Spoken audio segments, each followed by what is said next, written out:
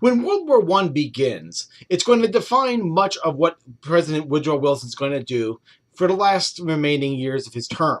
Remember, he's going to actually even campaign on keeping the United States out of the war. So we need to understand the causes of the war, and then we'll talk about the American response to it. There are two types of causes, long range and immediate causes. We'll start with long range. One of the things that happens before World War I, in about, let's see, in 1871, so we're talking about 40 years, 50 years, is going to be something called the Franco-Prussian War. You see, when we think of Germany, we typically think of a nation that's old. And when it comes to a nation, Germany's not actually that old. I mean, it's only created in 1871 as a result of what we call the German Wars of Unification.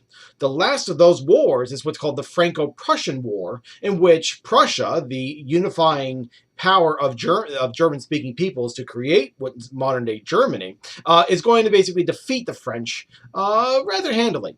And so one of the result of that war is going to be the establishment of alliances. France does not want to be does not want to be embarrassed again like they were by the Prussians and now Germans. So they're going to have an alliance, an important one, with one of Germany's other neighbors, Russia. So Germany is kind of in the middle of an alliance between France and Russia. Thus, Germany's going to have to find other alliances as well. They're going to look at the Austrians and the neighboring Austro-Hungarian Empire and ally with them. So basically, if you declare war on one of those four powers, all four powers are going to go against each other, right? And then you can throw in England, and they're going to be neutral. They're going to keep an eye on everything, and Italy's going to get passed around. But nevertheless, one of the long-range causes that starts World War I is the fact that there's so many complicated alliances within Europe during the time period of 1914 that war between two nations is going to eventually lead to a general European war.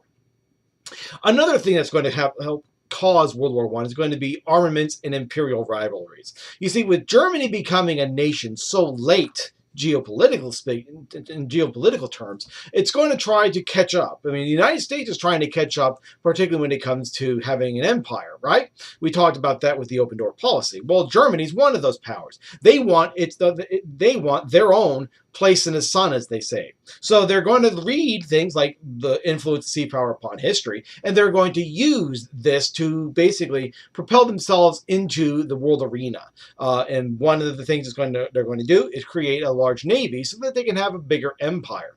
Well, when you start doing that, you're going to run into the big boy on the block, Britain. You see, Britain always had a policy of basically that their navy has to be the largest. It has to be number one, and it also has to be larger than the second and third naval power combined. So basically, if you were to put this into a mathematical formula, it would be 1 is greater than 2 plus 3. Okay, so the combined navies of the second and third largest powers has to be smaller than the first power, that is Britain.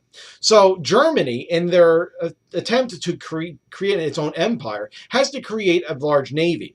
And once you start doing that, you start having an arms race between Britain and Germany. So whenever you have an arms race, you're going to have tensions between two nations. Another thing that's going to be a long-range cause is going to be what we call the mood of 1914. By 1914, we have a Europe that's begging for war almost, right? It's eager for war. And in fact, they're going to say war is just going to cleanse everything. It's just going to clear out the air. It's a manly thing.